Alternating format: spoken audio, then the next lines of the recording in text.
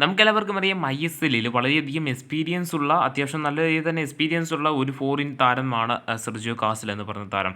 ജംഷഡ്പൂർ FCക്ക് വേണ്ടി ബൂട്ടണിഞ്ഞിട്ടുള്ള സ്പാനിഷ് താരമാണ് ഇദ്ദേഹം. നമുക്കറിയാം ISLൽ തന്നെ കേരള ബ്ലാസ്റ്റേഴ്സ് എന്ന ക്ലബിലേക്ക് ഇദ്ദേഹം വരുന്ന തരത്തിലൊക്കെയുള്ള റിപ്പോർട്ടുകൾ വന്ന സമയത്ത് തന്നെ ഒരുപാട് റൂമറുകൾ നമുക്ക് ഇങ്ങനെ പുറത്ത് വന്നിട്ടുണ്ടായിരുന്നു. സോ ഇതിനെയൊക്കെ ശരി വെച്ചുകൊണ്ടായിരുന്നു സെർജിയോ കാസൽ ബ്ലാസ്റ്റേഴ്സുമായിട്ടുള്ള അദ്ദേഹത്തിൻ്റെ മെഡിക്കൽസ് പൂർത്തിയാക്കിയെന്ന തരത്തിലുള്ള അപ്ഡേറ്റ് വന്നിട്ടുണ്ടായിരുന്നത്. ഇപ്പോൾ പുതിയൊരു അപ്ഡേറ്റ് ആണ് പുറത്തേക്ക് വന്നിട്ടുള്ളത്. താരം കേരള ബ്ലാസ്റ്റേഴ്സുമായിട്ടുള്ള സൈനിങ് കംപ്ലീറ്റഡ് ആയിട്ടുണ്ട്. ഇനി ഒഫീഷ്യൽ പ്രഖ്യാപനം കൂടി മാത്രമാണ് അവശേഷിക്കുന്നതെന്നാണ് അറിയുവാനായിട്ട് സാധിക്കുന്നത്.